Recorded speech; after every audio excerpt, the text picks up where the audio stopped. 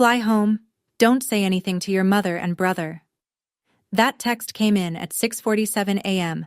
while I sat on a sunlit balcony in Hilton Head Island, watching my mother laugh for the first time in 21 years, at something my brother said. An unknown number. No name. 7 words that turned my stomach to ice. 12 hours later, I was standing in the arrivals hall of Hartford Bradley Airport. A man in a gray suit held a sign with my name. Next to him, 2 police officers, and what they showed me in that conference room. I don't remember hitting the floor. I just remember waking up to fluorescent lights and a paramedic asking me to count backward from 10. That was 4 months ago. I still don't sleep through the night. But I need to tell you everything. Because what my family did, and what I did about it, changed who I am forever. Before I go on, please take a moment to like and subscribe, but only if you genuinely connect with this story. And I'd love to know, where are you watching from right now? Drop your city and your local time in the comments. My name is Willow Farrell. I'm 32 years old, and this is the story of how my own mother and brother tried to destroy me, and how the truth saved my life. Now let me take you back to a rainy November night in Glastonbury, Connecticut, the night I stopped being someone's daughter. I was 11 years old. It was a Tuesday, November 14th.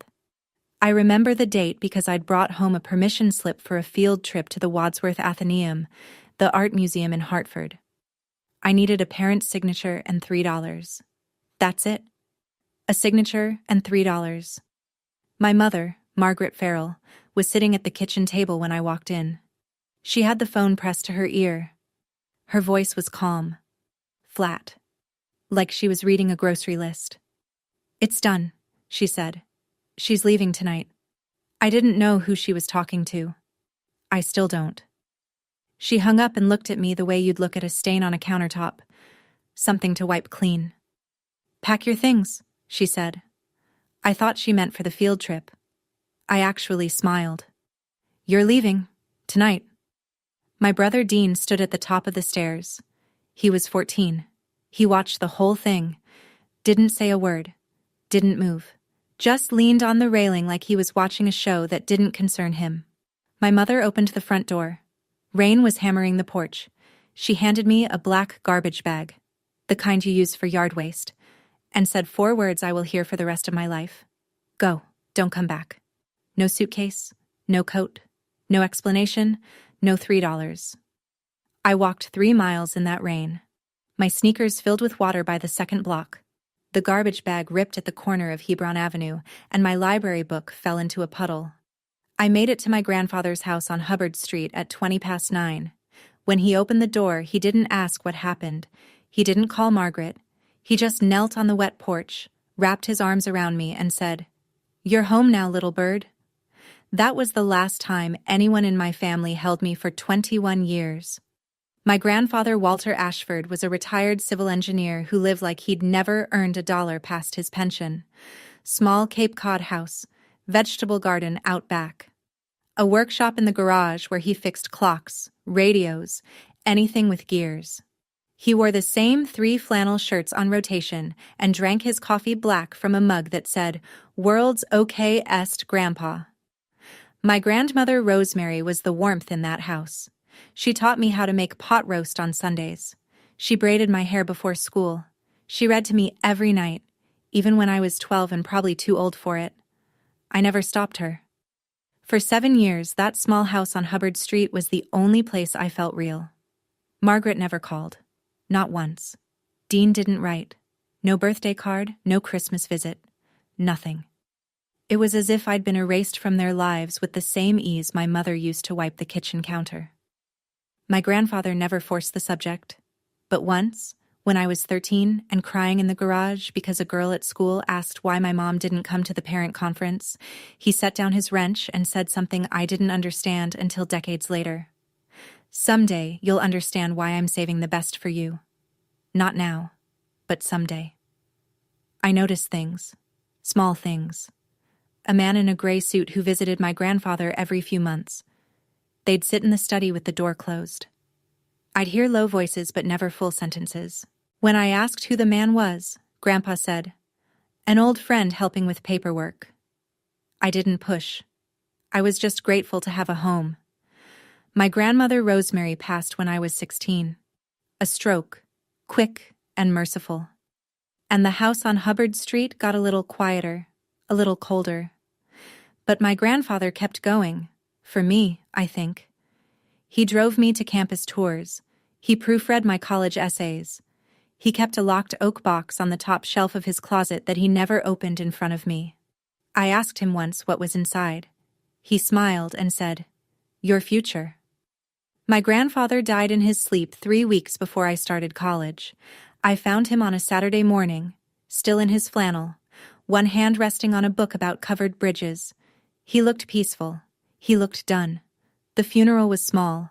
6 neighbors, the pastor from the Methodist church on Main Street, a woman who ran the hardware store where Grandpa bought his nails, and then Margaret walked in. I hadn't seen my mother in 7 years. She wore black from head to toe. A silver cross hung from her neck. She moved through the church like a widow in a movie, touching pews, dabbing her eyes with a tissue, whispering, "Thank you," to strangers who offered condolences.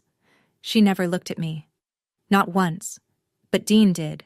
He walked right up to where I was sitting in the front pew, leaned down, and said something so quietly that only I could hear it. "Grandpa left everything to Mom. There's nothing for you." Then he smiled. A quick one. The kind that vanishes before anyone else sees it. After the service, a man approached me in the parking lot. Gray suit. I recognized him. The man who used to visit Grandpa's study. "Miss Farrell," he said. "My name is Thomas Mercer. I was your grandfather's attorney for 30 years. He held out a cream-colored envelope, sealed with wax. Old-fashioned, deliberate. "Your grandfather asked me to give you this when the time is right." He paused. "The time isn't now, but keep my card." I took the card. I took the envelope. I put both in my wallet and didn't touch them again. I rode the bus back to my dorm alone that night. No family left, no safety net. 18 years old with a sealed envelope I was too afraid to open, and a business card from a man in a gray suit who said, "The time isn't now." I didn't know that those 2 pieces of paper would save my life 14 years later. I paid for college the way a lot of people do. Scholarships, part-time jobs, and ramen noodles 5 nights a week. I studied computer science at UConn, graduated with honors, and moved to San Francisco with $600 and a carry-on suitcase. I didn't call it ambition back then. I called it not having a choice. By 24, I was working 80-hour weeks at a startup in Soma, writing code for an app I didn't believe in, eating lunch at my desk, and sleeping in a studio apartment the size of a parking space. Nobody in my family knew where I was. Nobody asked. But something was growing. Not resentment. Purpose. I kept thinking about the kids I'd met in college who'd aged out of foster care with nothing. No family. No guidance. No one to call when the landlord raised the rent or the car broke down or the loneliness got so heavy it pressed on their chest like concrete. I knew that feeling. I'd lived it. At 27, I built Hearthline. It was a simple platform. Match kids aging out of the system with volunteer mentors who'd show up. Not charity. Presence. Someone to answer the phone. By 30, a venture fund believed in it enough to invest. The company was valued at $47 million. On paper, I was wealthy. In practice, I was still the girl in sneakers walking 3 miles in the rain. My only real friend was Grace Kimball, a nurse I'd met at the UConn Library freshman year. She was from Brockton, Massachusetts. Direct, stubborn. The kind of person who'd tell you your haircut was terrible before asking how your day went. Grace knew everything about my past, and she had one rule about my family. "If they ever come back," she told me once over Thai food in the Mission, "it's not because they miss you, it's because they need something." I believed her. Mostly. But there's a difference between believing something in your head and believing it in the part of you that still keeps a garbage bag in the back of your closet, just in case. One night, years later, I found a line buried in my UConn financial aid records. Part of my scholarship had been funded by an anonymous educational trust. No name, no trail, just a deposit every semester like clockwork. I couldn't trace it. But I had a feeling I already knew.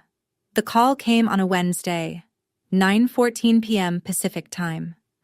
I was on my couch in San Francisco, half watching a documentary about bridge engineering, a habit I'd inherited from Grandpa, when my phone lit up with a Connecticut area code. I almost didn't answer. I wish I hadn't. Willow? The voice was older, shakier, but unmistakable. It's your mother. Silence. Mine, not hers. I know I don't deserve this call. She told me she'd been diagnosed with early-stage cancer. She said she'd been going to church every week. She said she'd changed. She said the word sorry 4 times in 2 minutes, and each time it sounded more rehearsed than the last. Then she said the thing that cracked me open. I want us to be together. All of us. Before it's too late. A vacation. Hilton Head Island. As a family. She paused. Dean wants to apologize too. I said no. She cried. I hung up and called Grace. Cancer card? Grace said. Classic manipulation. Don't go. I didn't sleep for 3 nights. I stared at the ceiling and argued with myself the way only someone who's been abandoned can argue. Half logic, half that desperate little voice that still whispers, maybe this time will be different. On the 3rd night, I picked up the framed photo on my nightstand. Me and Grandpa, sitting on his porch, the summer I was 15. He was smiling like he knew something I didn't. He'd want me to try. I was sure of it. I called Margaret back. I'll come. 3 days, not 5. I'm booking my own flight and my own room. She agreed to everything instantly. No pushback? No negotiation. That should have been my first warning. 20 minutes later, a text from an unknown number. Be careful. 2 words. No name. I thought it was spam. I deleted it. That was my second warning. And I missed it completely. Hilton Head in late September is the kind of beautiful that feels borrowed, like it can't possibly last. Spanish moss, salt air, sunset light that makes everything look like a painting someone forgot to sign. I flew into Savannah and drove the 45 minutes to the resort, a beachfront property, valet parking, the kind of place that puts orchids in the lobby and charges $12 for orange juice. Dean had booked it. I didn't ask with whose money. Margaret was waiting in the lobby. She looked smaller than I remembered. Thinner. Her hair had gone silver at the temples, and she wore a pale blue cardigan that made her look like a Sunday school teacher. When she saw me, she opened her arms and started crying before I even reached her. You're so beautiful, she said into my shoulder. You look just like your grandmother. Dean stood behind her, taller now, broader, a pressed linen shirt, leather watch, salon-quality smile. He extended his hand like we were meeting at a business conference. Hey sis, long time. He introduced his girlfriend, Amber Jennings. 28. Blonde hair, straight teeth, quick laugh. She shook my hand with both of hers and said, I've heard so much about you. In a voice that sounded like customer service. Dinner that first night was almost normal. Almost. Margaret talked about her church group. Dean talked about his real estate career. Amber laughed at all of Dean's jokes. Nobody mentioned the 21 years, but I noticed things. Dean asked twice what I did for a living. Then he asked if I rented or owned. Then, are you comfortable? Financially, I mean. Families should take care of each other. I gave vague answers, smiled, ate my fish, and when I got back to my room, I checked my phone. A new text from that same unknown number. Did your brother ask about money yet? This time, I didn't delete it. I took a screenshot. The next morning, Margaret suggested family photos on the beach. Something to remember this by, she said. I agreed. What harm could photos do? Plenty, it turns out, when your mother uses them as a stage. She flagged down a resort employee to take the pictures, and while the young woman adjusted the angle, Margaret leaned in and said, loud enough for everyone nearby to hear, My daughter came back to me after years of running away. She's always been the stubborn one. Running away, as if I'd left by choice. As if I hadn't been pushed out a door at 11 with a trash bag in the rain. I didn't correct her. I stood there in the sand with my arm around a woman who'd rewritten my childhood for an audience of strangers, and I smiled for the camera. Dropped half an octave. Look, I'll be dropped half an octave. Look, I'll be honest. I've hit some rough patches, a few debts, nothing major. He shrugged like a man describing a parking ticket. Have you ever thought about investing together, as siblings? I'm not in a position to invest, I said. He pivoted fast. You know Grandpa left everything to Mom, right? His house, his savings? Not a lot, honestly. He was watching my face, testing. I didn't know the details, I said. Which was true. That night, I was brushing my teeth when I heard voices in the hallway outside my door. Margaret and Dean. Low, tense. She doesn't know, Margaret said. Keep going. She's suspicious, Dean replied. Then be better at it. I pressed my back against the bathroom wall. My toothbrush was still in my mouth. My hands were shaking. I waited until the hallway went quiet. Then I picked up my phone and texted the unknown number. Who are you? 3 minutes passed. Then, someone your grandfather trusted. Morning, day 3. The last day I'd agreed to stay. Dean came to breakfast carrying a manila folder. He set it on the table between the salt shaker and the butter dish, casual as a newspaper. So, I've been looking into Grandpa's estate, he said. Turns out there's property and accounts that were never properly distributed. He opened the folder and slid a stapled document toward me. Mom and I think it's fair if we all sign this, just to consolidate things under one family trust. I picked it up. The header read, Family Trust Agreement, Ashford/Farrell Estate. I'm not a lawyer, but I've spent 5 years reviewing contracts for my company. I know what a power of attorney clause looks like when it's dressed up in family language. And this document was handing Dean full control over every asset tied to the Ashford name. I need time to read this properly, I said. It's just a formality. Dean leaned back. Mom already signed. Margaret pulled my hand back. I said I need time. Pulled my hand back. I said I need time. Dean's jaw tightened. Amber glanced at him, then looked down at her phone. Back in my room, I photographed every page and sent the images to my attorney in San Francisco. 2 hours later, he called. Don't sign anything, he said. This document would give your brother control over assets you might not even know you have. I sat on the edge of the bed. My phone buzzed. The unknown number. Longer this time. Fly home. Don't say anything to your mother and brother. There's a flight at 6 a.m. from Savannah. Take it.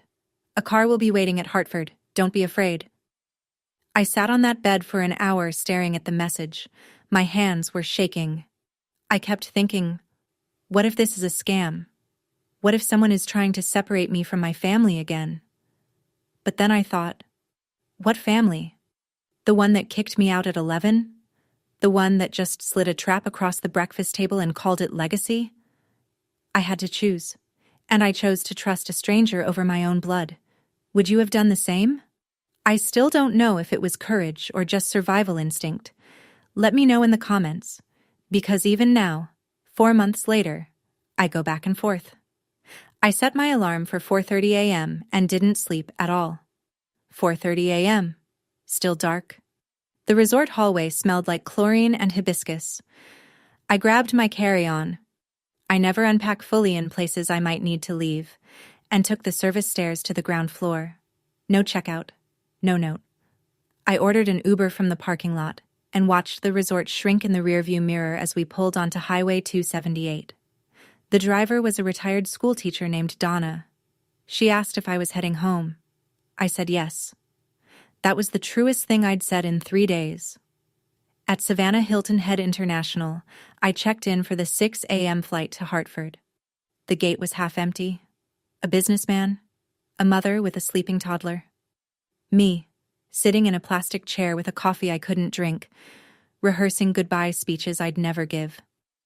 I texted Grace from the boarding line. Something is very wrong. I'm leaving. I'll call you when I land. Grace, bless her. Thank God. The plane lifted off at 6:05. I watched the coastline tilt and fall away. The island, the resort, the family I'd let myself believe in for 72 stupid, hopeful hours. My phone buzzed at 7:30. Dean.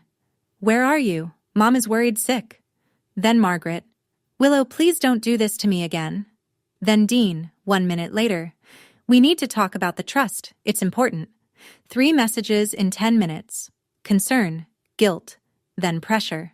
A perfect escalation. I'd watched Margaret do this my whole childhood. The soft open, the wounded middle, the sharp close. Dean had learned well. I turned off my phone and leaned my forehead against the window. And that's when I felt it in my jacket pocket. A business card, soft with age, its edges worn to felt. Thomas Mercer, attorney at law. I'd carried it in my wallet for 14 years, transferred it to jacket after jacket, never knowing why I couldn't throw it away. Now I knew. Hartford Bradley Airport, Gate B4. I walked through the jetway with my carry-on over one shoulder and the feeling that I was about to step into someone else's story. I was right. A man stood in the arrivals area holding a small sign, W. Farrell. Gray suit, silver hair, 70-ish. Beside him, 2 Connecticut State Police officers in pressed uniforms, hands at their sides. Not aggressive, but present. The man lowered the sign when he saw me. Miss Farrell, my name is Thomas Mercer. I was your grandfather Walter Ashford's attorney for 30 years. He offered his hand. Steady grip, kind eyes. We need to talk, privately.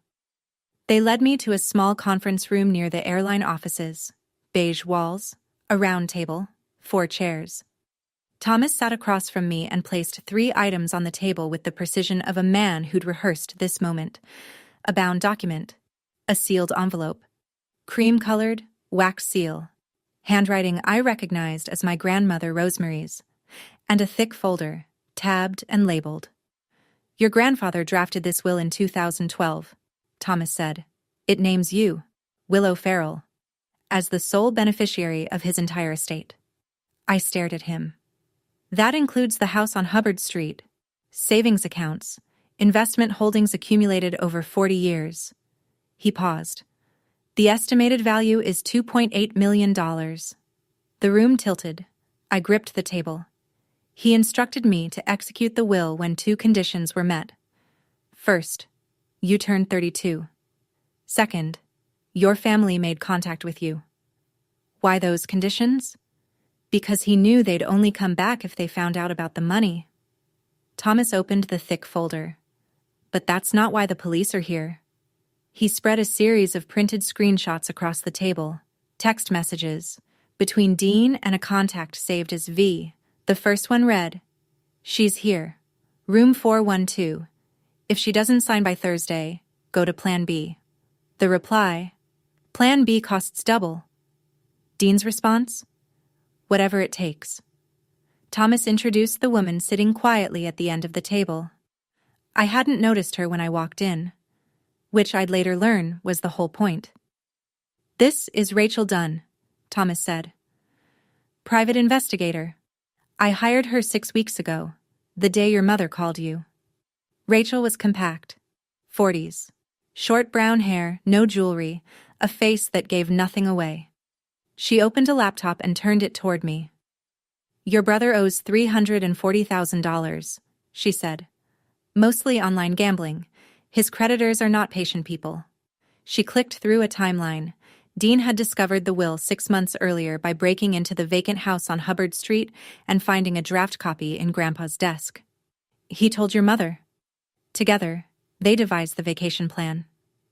Rachel's voice was clinical, precise. Step 1. Reconnect. Step 2. Get you to sign the family trust document, transferring control to Dean. Step 3. She pulled up a new set of messages. Dean to V, a man named Victor, with a criminal record for aggravated assault and extortion. If she doesn't sign, we go to Plan B. What's Plan B? Make it look like an accident. She doesn't know anyone here. Balcony. Pool. Whatever's clean. I read it 3 times. The words didn't change. Your brother was arranging your murder, Rachel said. Then she showed me the message I couldn't look away from. Dean, to Margaret. Time-stamped 2 days before the trip. She's not signing. We may need the backup plan. Margaret's reply. Do what you have to do. Just keep me out of it. My own mother. 8 words. No hesitation. I stood up. I said, Excuse me. I walked to the restroom at the end of the hall. I locked the door. And I cried in a way I hadn't cried since I was 11, standing in the rain with a garbage bag. My whole body convulsed. The fluorescent light buzzed above me like a hive. When I came back to the table, my eyes were swollen and my voice was raw, but I was done falling apart. What do we do now? I said. Thomas began explaining the next steps. Legal filings, coordination with law enforcement, protective measures.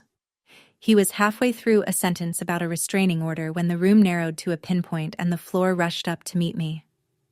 I woke on my back. A paramedic was kneeling beside me, pressing 2 fingers to my wrist. You're okay, he said.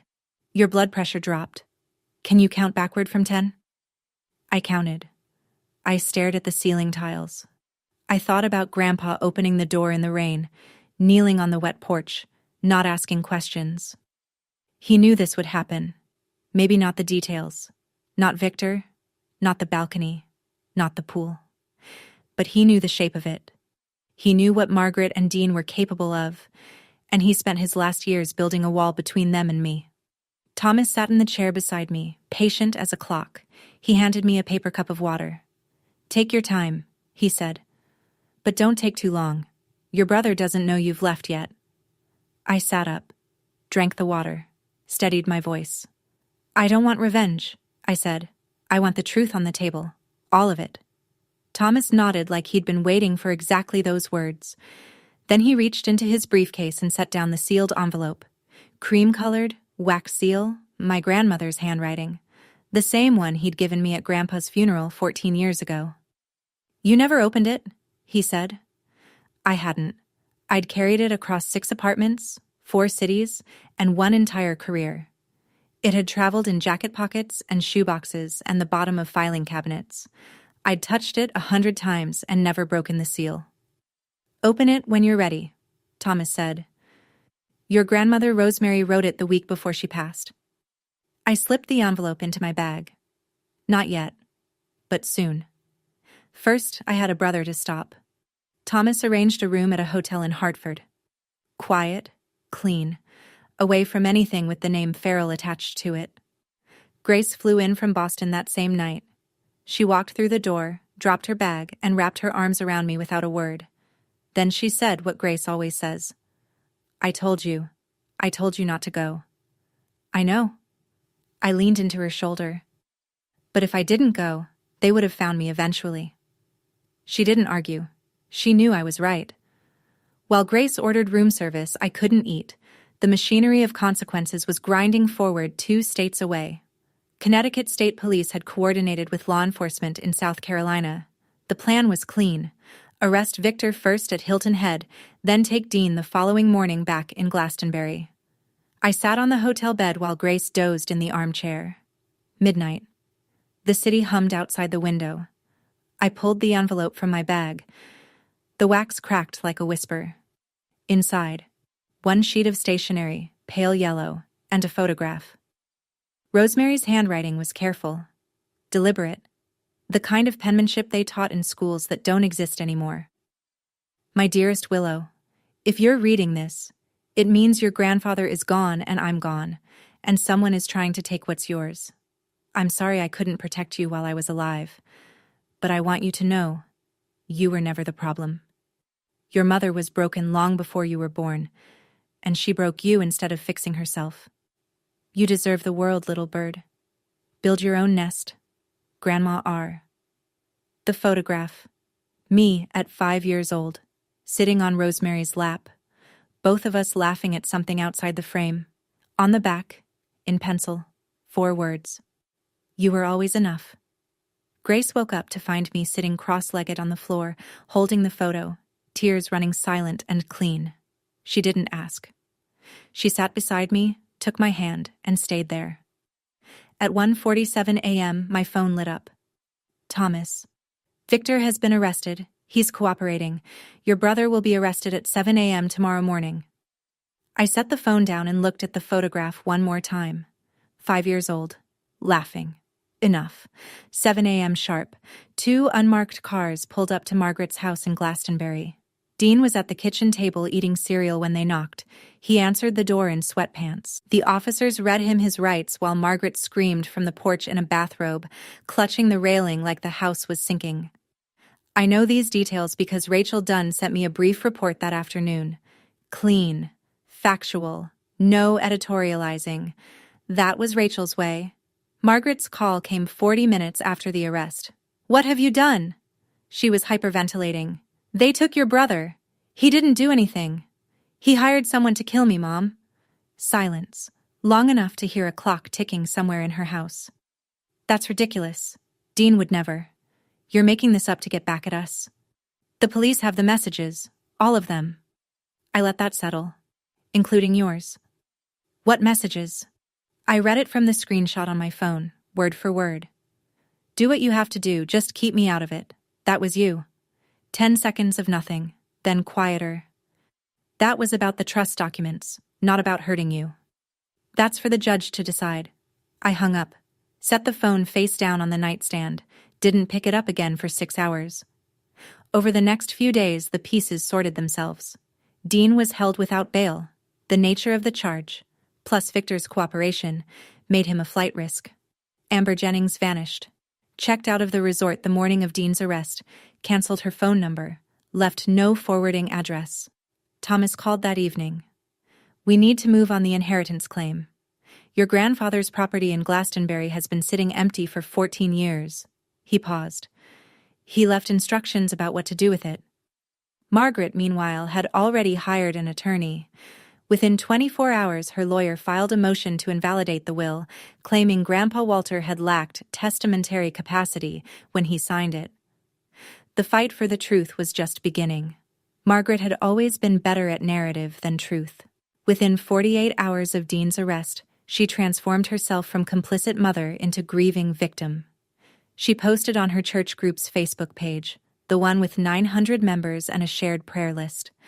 "My daughter is trying to steal her grandfather's inheritance and put my innocent son in jail. Please pray for our family." It worked.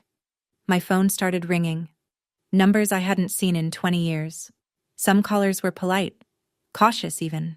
Others were not. A woman from Margaret's Bible study left a voicemail calling me ungrateful. A man whose name I didn't recognize said I should be ashamed of what I was doing to my poor mother. I didn't respond to any of them. There was no point in fighting a story that had been running for 21 years.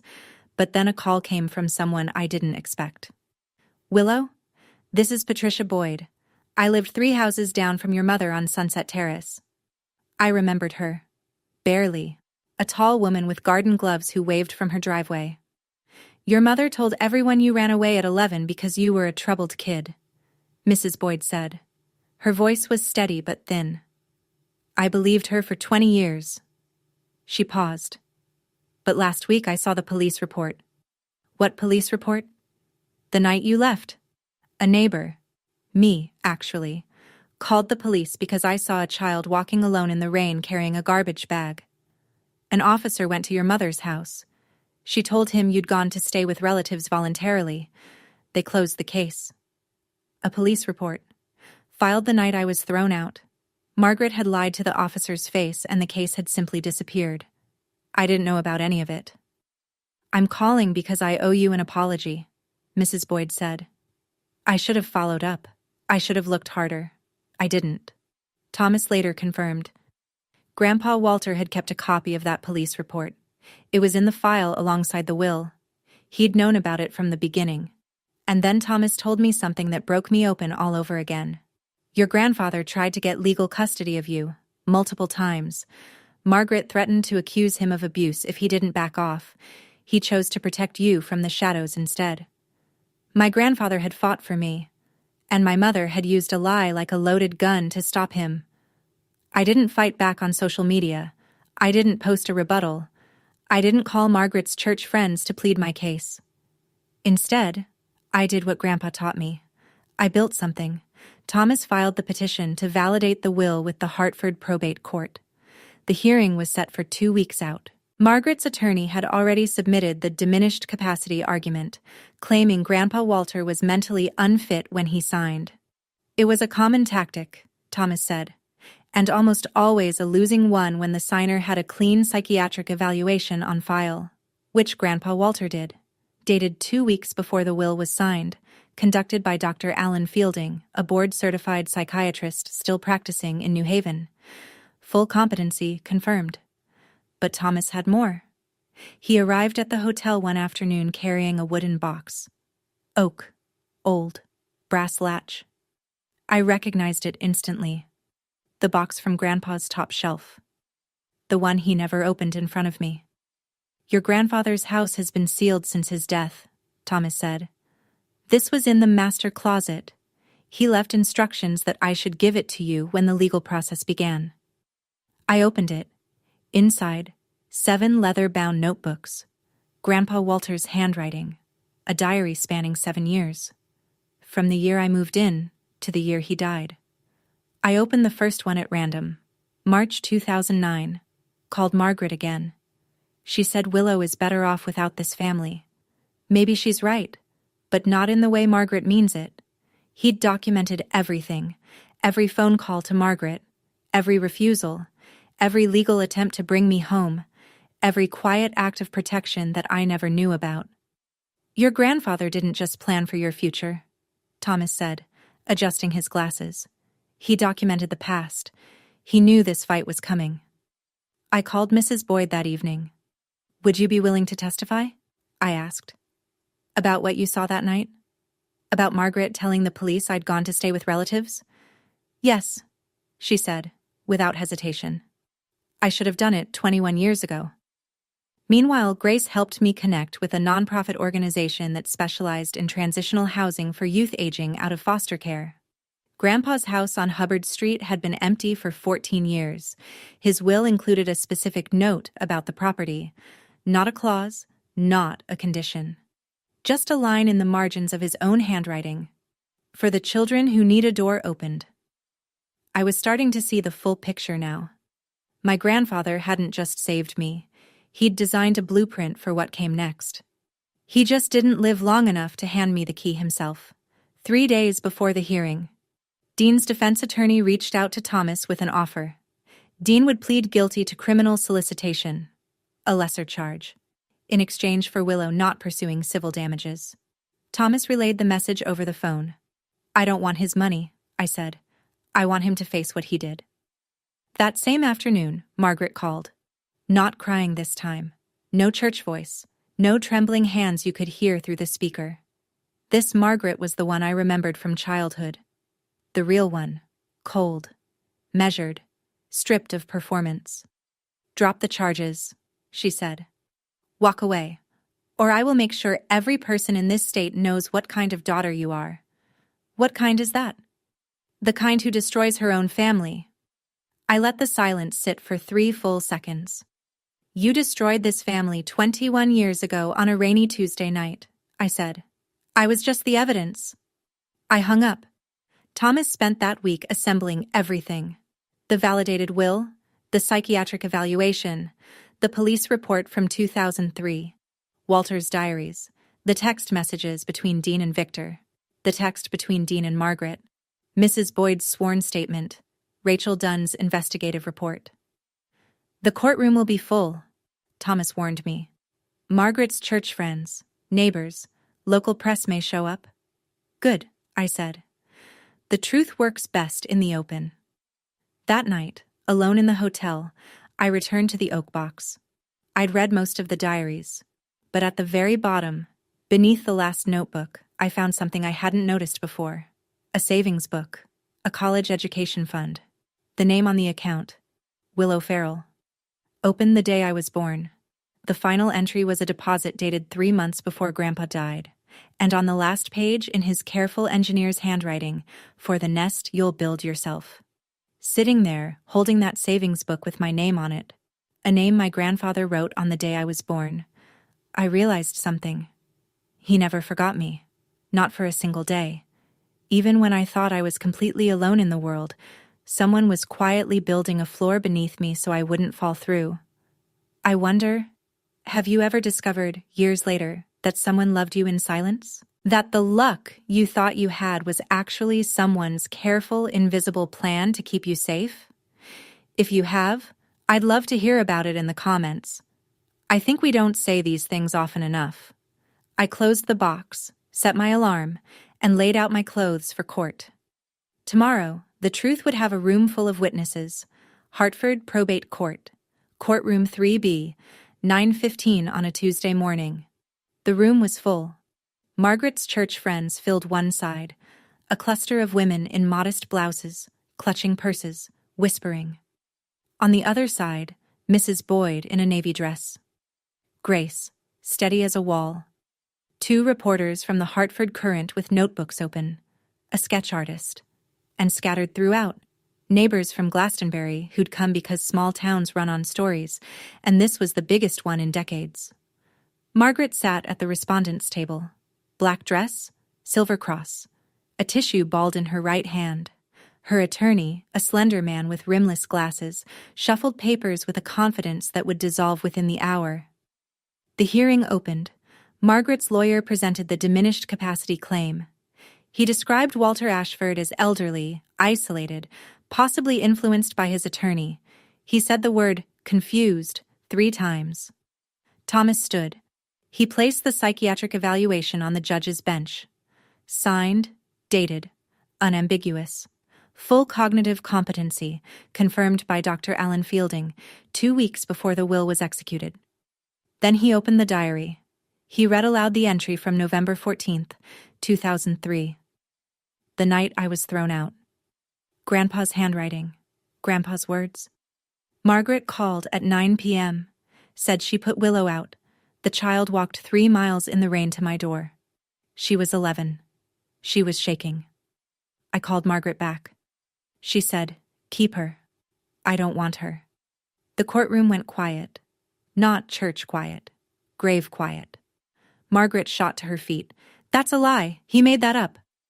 "Sit down, ma'am," the judge said. Thomas called Mrs. Boyd to the stand. She walked slowly, hands folded. She described the night, the rain, the child, the garbage bag, the 911 call. She described the officer going to Margaret's house. She described what Margaret told him. She said her daughter had gone to stay with family, Mrs. Boyd said, voluntarily. She looked directly at Margaret. That was a lie. I watched that little girl walk down the street soaking wet. There was nothing voluntary about it. One of the church women in the back set down her purse and didn't pick it up again. During the 15-minute recess, Margaret crossed the aisle and grabbed my wrist. Her grip was tight. Her eyes were dry now. No performance left. "You're killing me," she whispered. "Is that what you want?" I looked down at her hand on my arm. I removed it, gently, finger by finger, and met her eyes. "No, I just want the truth to have a voice." The judge returned. The room rearranged itself into silence. Thomas presented the final pieces, the psychiatric evaluation. The 2 signing witnesses, Dr. Alan Fielding and Martha Bowen, the town librarian. Both still alive, both prepared to confirm. The 20-year chain of custody that Thomas had maintained on every document. Clean, unbroken, airtight. The judge reviewed the file for 8 minutes that felt like 80. Then he spoke. "The court finds the will of Walter H. Ashford to be valid and duly executed. The petitioner, Willow Farrell, is recognized as the sole designated beneficiary." Margaret's head dropped. Not dramatically, not the way she'd performed grief at the funeral. This was real. Her shoulders folded in. Her attorney put his hand on her arm, and she shook it off. No one from the church pews moved to comfort her. Thomas wasn't finished. He informed the court that evidence pertaining to a related criminal matter, the conspiracy involving Dean Farrell, was being entered into the public record and forwarded to the criminal division. He presented the text messages, all of them. Dean to Victor. "Make it look natural. She doesn't know anyone here." Victor to Dean. "Plan B costs double." Dean to Margaret. "She's not signing. We may need the backup plan. And Margaret, in 8 words that echoed through that courtroom like a gunshot. Do what you have to do. Just keep me out of it. The church women stared at Margaret as if she'd removed a mask they didn't know she was wearing. A reporter scribbled so fast her pen scratched audibly against her notepad. The judge noted that the criminal prosecution of Dean Farrell for criminal solicitation would proceed separately. Potential maximum sentence, 20 years. He turned to Margaret. Ma'am, the contents of your communications may be subject to further review by the state's attorney. I'd advise you to consult your counsel. Margaret didn't move. She sat perfectly still, staring at the table, as if the world had gone on without her and she was just now noticing. I stood up, walked past her, didn't look down. You've won, she said to my back. Quiet, stripped. Happy now? I stopped. Didn't turn around. This was never about winning. I kept walking. Outside the courthouse, the September sun was almost offensive in its brightness. The world hadn't stopped. Traffic hummed. A man across the street was eating a hot dog. A reporter from the Current approached me on the steps. She was young, late 20s, ponytail, a recorder in her hand. Ms. Farrell, do you have a comment? I'd been thinking about this moment since the night I opened Rosemary's letter. Not rehearsing. Deciding. What does a person say when the worst of her life becomes public record? She says what matters next. My grandfather Walter Ashford spent his life building things, I said. He built houses. He built futures. And even after he was gone, he built mine. The reporter waited. His home in Glastonbury has been empty for 14 years.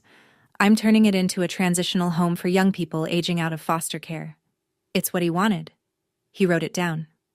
What will it be called? Ashford Nest. I paused, because my grandmother once told me, build your own nest. Behind me, I heard Mrs. Boyd make a sound, a small intake of breath that turned into a sob she caught with her hand. The reporter asked the question I knew was coming. What about your mother? That's a private matter.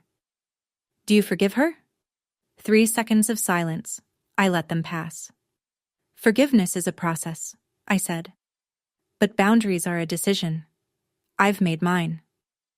Grace stood a few feet behind me, arms crossed, smiling the way Grace smiles, more with her jaw than her mouth. She nodded once. Thomas shook my hand on the bottom step. Your grandfather would be proud. I know, I said. As the reporter walked away, Mrs. Boyd touched my arm. I want to volunteer at Ashford Nest, she said. Her eyes were red. I owe you 21 years. Then she added quietly, there are 3 other neighbors who saw things back then. We were all too scared of your mother to speak up. She straightened her shoulders. Not anymore. 1 week after the hearing, Margaret requested a meeting. She went through Thomas. I'd blocked her number the day of the trial. I agreed. Public place, neutral ground, a coffee shop on Main Street in Glastonbury called Bean and Spoke. Grace came along and sat 1 table over, pretending to read a magazine she was holding upside down. Margaret arrived without makeup. No cross necklace, no costume. She looked like a woman who'd been awake for a week, which she probably had. She'd aged 10 years in 7 days. She sat across from me and folded her hands. I'm sorry, she said. For which part? She blinked. For all of it. That's not specific enough for me to accept. Margaret started to cry, quietly this time. No audience, no performance. I watched her face and tried to tell the difference between real tears and muscle memory. I couldn't. And for the first time in my life, I realized it didn't matter. I'm not going to press charges against you separately, I said. That's not mercy. It's just not worth my energy. But here's what's going to happen. She looked up. You will not contact me. You will not visit Ashford Nest. You will not speak about me publicly. If you do, Thomas has everything he needs to pursue conspiracy charges. I kept my voice flat, steady, the way you'd read the terms of a lease. This isn't a negotiation. I'm your mother, she said. You were, I said. You chose not to be, and I've accepted that. I stood. placed $8 on the table, my coffee and hers, picked up my jacket. Willow. I walked to the door. I didn't look back. Outside, the October air hit my face like cold water. Grace caught up with me on the sidewalk. You okay? No, I said, but I will be. We walked to the car in silence. Behind us, through the window of Bean and Spoke, Margaret Farrell sat alone at a table for two, both coffees untouched, staring at nothing. The criminal trial came 3 months later. Dean's attorney advised him to take the plea. The evidence was a mountain, and Victor, the man Dean had hired, was cooperating fully in exchange for a reduced sentence. There was no angle left to play. Dean pleaded guilty to criminal solicitation. The judge sentenced him to 8 years, eligible for parole after 5. Victor received 12. I was in the courtroom when Dean stood for sentencing. He wore a county-issued jumpsuit and the kind of expression I'd seen on men in documentaries. Not remorse, just the slow dawning recognition that their story wasn't going to end the way they planned. Before the bailiff let him out, Dean turned toward me. I thought, for one heartbeat, that he might apologize, that he might say something human. I just needed the money, he said. That was it. Not, I'm sorry I tried to kill you. Not, I was wrong. Just, I needed the money. As if I were an obstacle between him and a bank teller. I said nothing. I sat. I listened to the judge close the record. I walked out into a hallway that smelled like floor wax and old coats. Margaret was not charged. The text message, "Do what you have to do. Just keep me out of it," was damning in plain language but legally ambiguous. Her attorney argued it referred to the trust documents. The state's attorney declined to prosecute. Insufficient evidence for conspiracy. But the court of public opinion had already ruled. Margaret's church group quietly removed her from the volunteer roster. Neighbors stopped returning her calls. The Glastonbury she'd curated for 2 decades, the one where she was the devoted mother and I was the troubled runaway, collapsed like a theater set after the lights come up. She sold the house on Sunset Terrace within a month and moved to a small apartment in Clearwater, Florida. Alone. Rachel Dunn's final report answered one last question. Amber Jennings wasn't Dean's girlfriend of 2 years. They'd met on a dating app 3 months before the trip. Rachel traced Amber's phone records. She'd texted Dean a photo of my passport and my flight itinerary the first night at the resort. That's how Dean knew my room number. That's how Victor would have found me. Amber was never charged. She simply ceased to exist in the story. A supporting actress who left when the production shut down. 6 months after the trial, the house on Hubbard Street was reborn. It took a crew of 14 volunteers, a contractor who gave us a discount after reading the Courant article, and more coats of paint than I can count. We replaced the porch boards. We fixed the leaky kitchen faucet Grandpa had been getting around to for a decade. We sanded the hardwood floors and patched the drywall and hung new curtains in every room. I kept Grandpa's desk in the living room. On it, I placed the framed photograph of Rosemary and me, the oak box with his diaries inside, and a fresh mug of black coffee every morning, even though no one drank from it. Mrs. Boyd ran the daily operations. 4 other neighbors joined the volunteer board. People who'd spent 20 years believing Margaret's version of events, and now showed up with casseroles, cleaning supplies, and the quiet guilt of having looked the other way. Grace signed on as the health advisor. She drove down from Boston every other weekend and reorganized the medicine cabinet 3 times. My company, Hearthline, partnered as the tech arm, connecting each resident with a vetted mentor through our matching platform. We opened with 3 teenagers. The ceremony was small. No press. No ribbon cutting. Just me, standing in the living room where my grandfather used to read the paper, telling 3 young people the only thing I knew to be true.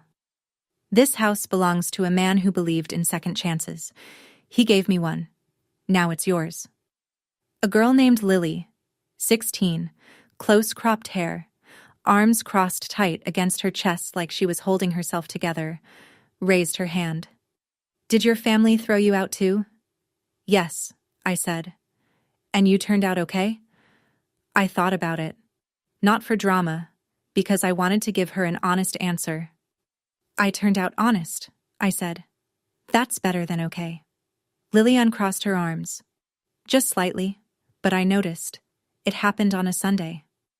I was cleaning out the last of Grandpa's closet, the shelf behind the oak box, where old shoe boxes and tax folders had been stacked since the Clinton administration.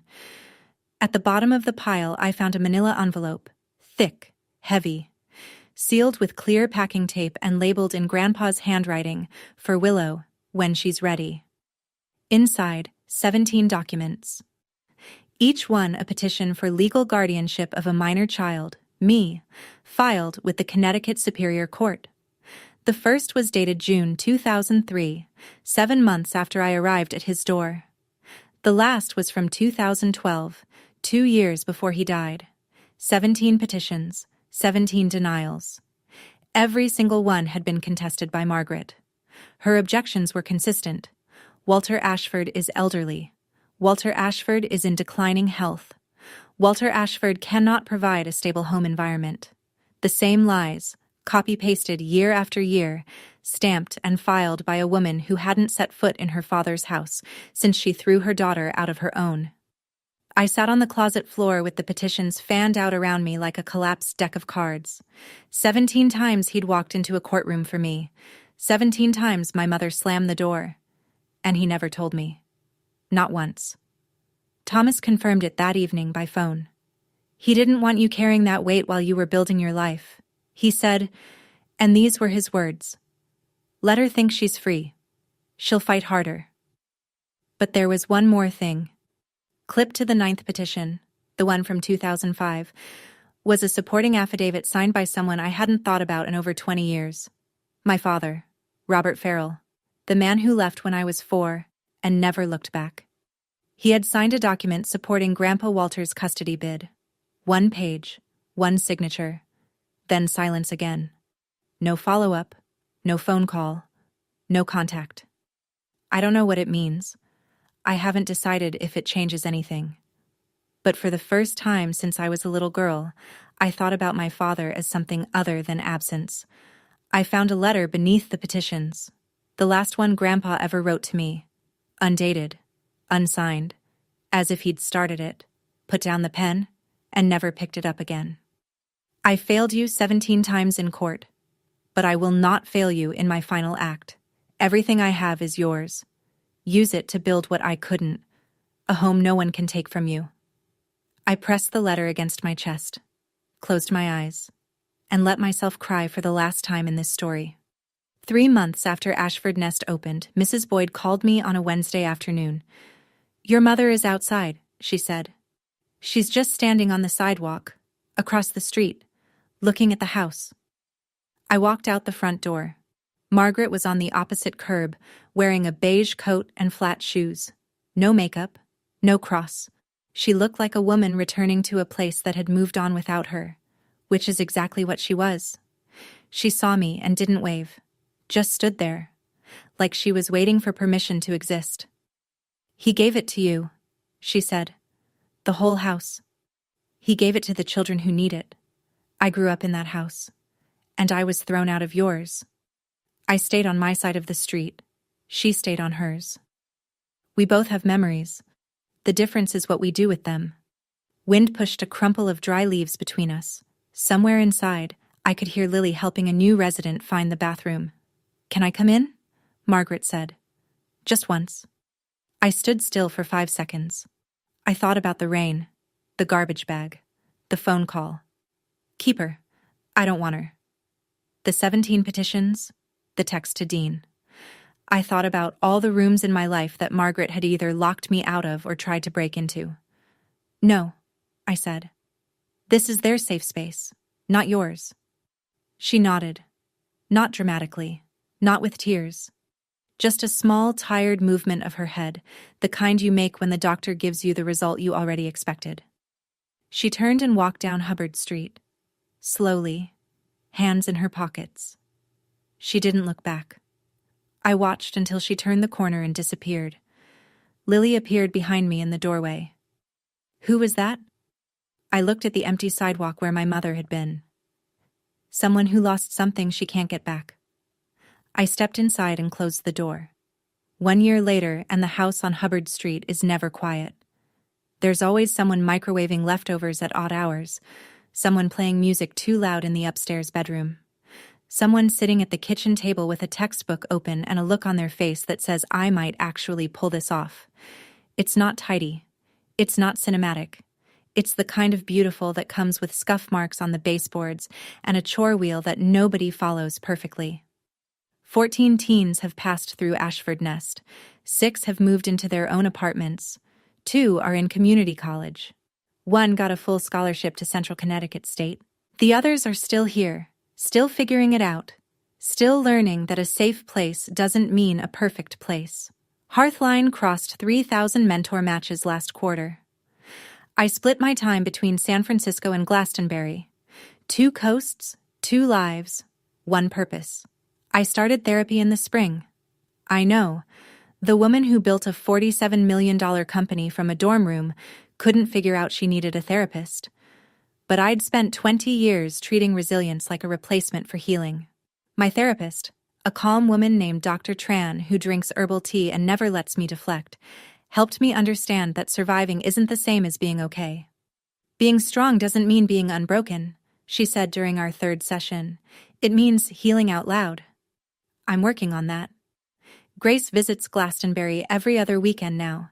We cook in Grandpa's kitchen using Rosemary's recipes, her pot roast, her cornbread, her peach cobbler that never turns out right but tastes like home anyway.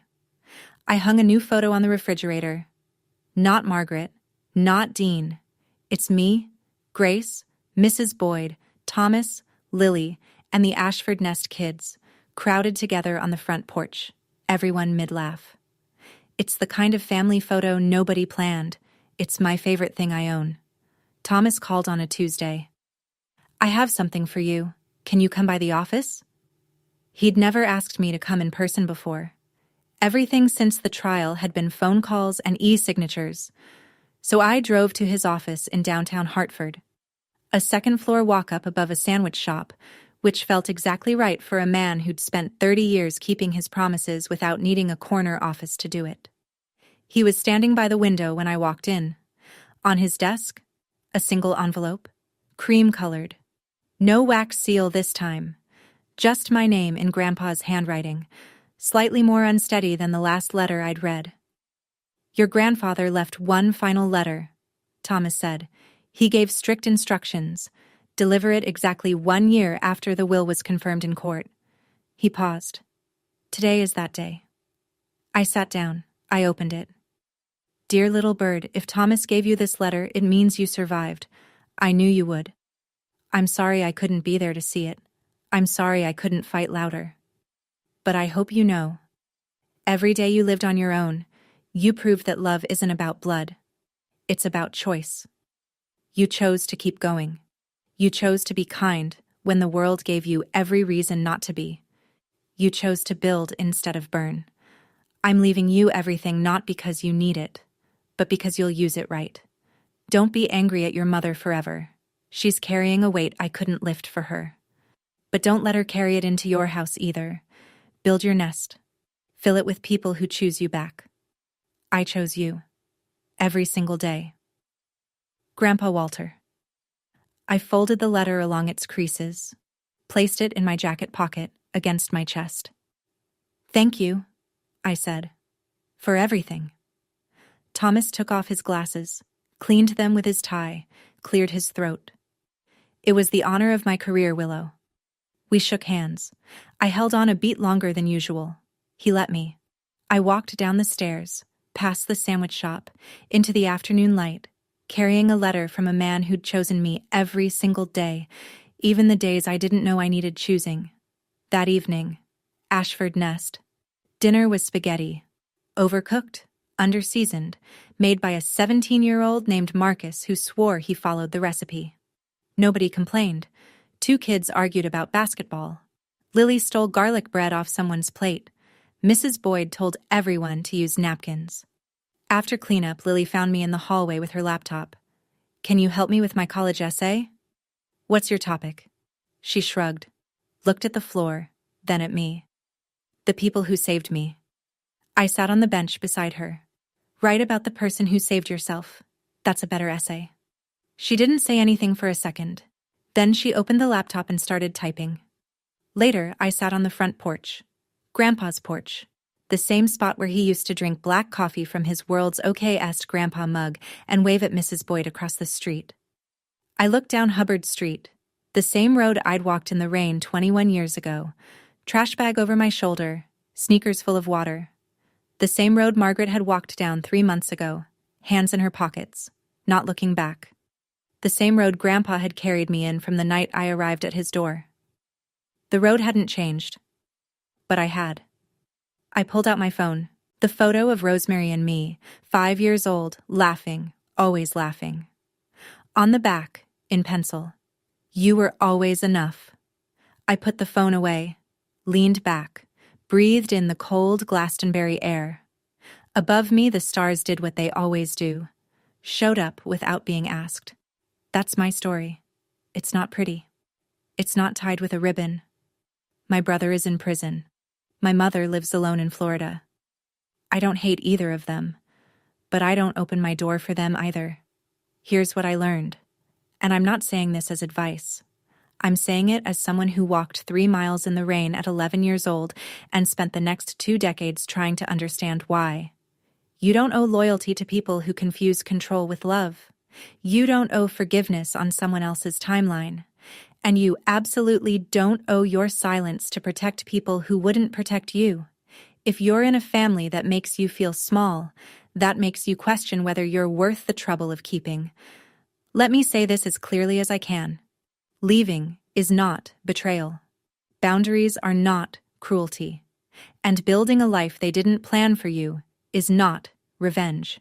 It's survival. My grandfather knocked on the same door 17 times for me. 17 petitions, 17 refusals. He never stopped. If no one has knocked on yours yet, consider this my knock. Build your nest. Thank you for staying until the end. If this story touched something real in you, hit the like button and share it with someone who needs to hear it today. If you have your own story about setting boundaries with family, about walking away and finding out it was actually walking toward something, the comments are yours. I read every single one. And if you want another story about someone who refused to stay small, check the link in the description. I think you'll see yourself in it. Subscribe, and I'll see you in the next one.